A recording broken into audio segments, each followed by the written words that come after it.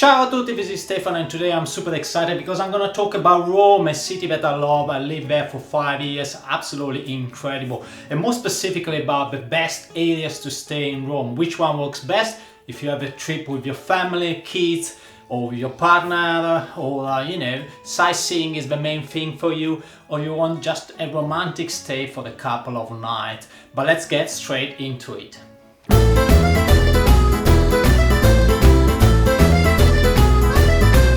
Are you in Rome for the first time, or you are there just for sightseeing, or maybe for a short stay, 1 or 2 nights?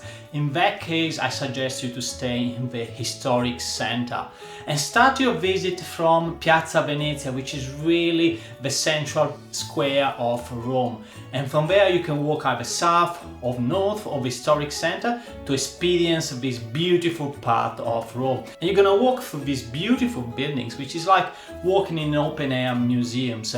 And there are plenty of fountains, so take your water bottle with you because you can fill it in here and there.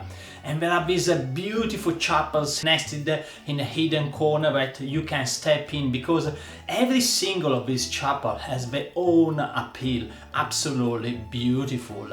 And then why not talking about the iconic spots like the Trevi Fountains, for example, or you can go to the Pantheon Square, absolutely gorgeous. And there are many other hidden spots. You know what, I'm gonna put a link in the video description on a post I wrote on the best areas to stay in Rome, and for each area I'm gonna link also the best spots to visit, including the few hidden gems and the restaurants which I love in that area. And when the night comes down, try to get out and visit Rome with the beautiful city lights. Absolutely gorgeous. It becomes so romantic and so different from the day. If you're traveling with your family and kids, then I'm gonna suggest 2 areas. The first area is Prati, which works very well, especially if you are with little kids. You are within walking distance from the Vatican City, absolutely gorgeous area and must visit in Rome. So you can see the St. Peter's Square, you can go to the cathedral, you can have a walk to the Sant'Angelo Castle, over the bridge to the other side of the river into the historic center, absolutely gorgeous. And then you have also other buildings which are lovely in that area, like the Dante Alighieri building. But it's not only about that, it's also about the proximity of Prati with Villa Borghese, which is a few hundred meters on the other side of the river. And the other area I want to suggest is San Giovanni, which works probably better if you are traveling with grown-up kids. This is an area where you will feel more like a local, and it's an area where you have plenty of shopping. Many of the locals in Rome actually go there in the first week of January and the last week of July, when you have heavily discounted clothes. This is the sales season.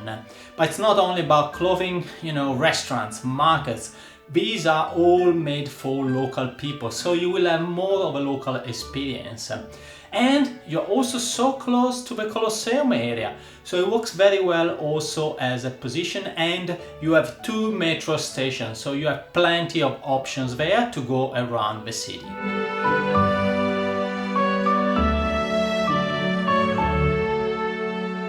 And here I am back from San Giovanni. I did some shopping. Do you like this shirt? I love it. Now let's talk about a trip in Rome with your partner. If you're looking for a romantic place, or you want to have, that feeling of Rome, of the small lanes, walking in a very romantic part of the city, where everything looks in boutique size. And this is Trastevere. This area is on the other side of the Tevere River from the historic center. And that's where you have the best feeling of Rome. It used to be actually one of the poorest areas of Rome, and now it's not. Which means accommodations are expensive, but not as expensive as the historic center. Also, it's not very well connected in a way that there are no metro stations in this area. But besides that, absolutely an area that I suggest. And there are some incredible accommodations there with, you know, maybe a balcony on the top, view of Rome, so amazing. And then you have many restaurants and cocktail bars. You can spend the entire day there just wandering around in this maze of lanes. I'm not gonna talk today in this video about hotels and Airbnb where to stay, but as I said before, I'm gonna put a link into the video descriptions about the post I wrote on all of these areas, and where I suggest also some restaurants, some bars, and my favorite hotels and Airbnb, in this case with a nice balcony and view of the city.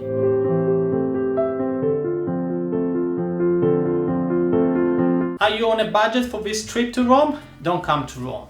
It's too expensive. No, I'm joking. There are actually two areas, maybe three, where you can find some cheap prices for accommodation. The first one is the Termini station area, which works also very well because it's connected to the airport and of course to the train to any city in Italy. And the only thing of this area is probably not the safest part of Rome, so you need to pay attention, especially at night.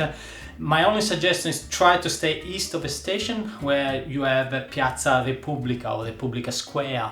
The north, it's a bit dark, but you're closer to San Lorenzo. I'm going to talk a little bit more about San Lorenzo. And the south of the station is the Esquilino area, which is a Chinatown, probably not the experience you want to have. Now, there is another possibility which works quite well actually in summer, and to stay in Ostia, which is the seaside of Rome. It's very well connected by train to Rome, and you have the beach there. So in the summer days, you know, you can think about maybe waking up and going to the beach in the morning and then go down to Rome.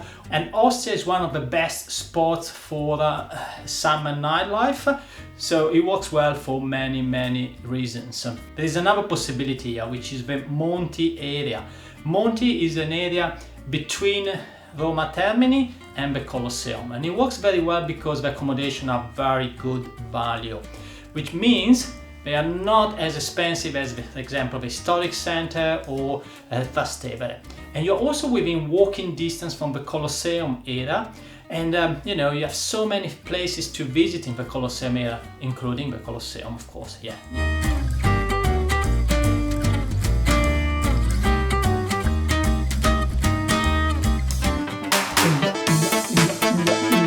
And now it's time for Rome and nightlife. Now, if you want to stay in Rome for nightlife, I suggest two areas. The first one is the San Lorenzo, which is north of Termini station.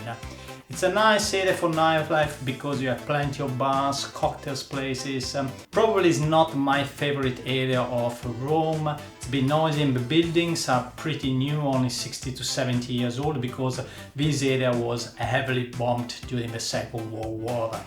Another place I suggest is Testaccio. Testaccio is the south of historic center and it's facing part of Trastevere. And this is a place where the locals, the Romans, go for food. There are plenty of restaurants, very high quality and original food, nice pizzerias, but overall a great food experience. I suggest it to you, even if you don't stay in that area, to go there for one night to have your dinner. This area has also something very strange, a pyramid. Can you believe it? There was a Roman magistrate, very rich and wealthy, and he decided to build it for himself. Well, not now, of course, it was the Roman Empire. Well, you know, Rome has always had crazy people around, isn't it? Now, in saying that, there are plenty of bars as well, and there is Monte Testaccio, which is a little hill, and all around there are nightclubs. You can go for a concert, so live music as well, and there are clubs that are open until 5 to 6 a.m. The place to be if you want to have a late night in Rome. And with this one, you know what? I'm gonna go for some dancing in Testaccio, but before finishing, I'm gonna tell you, put a like on this video. Come on, you like it, didn't you? And put a comment if you want. I'm not gonna charge for a comment, so put a comment, and I see you in the next video on Bro.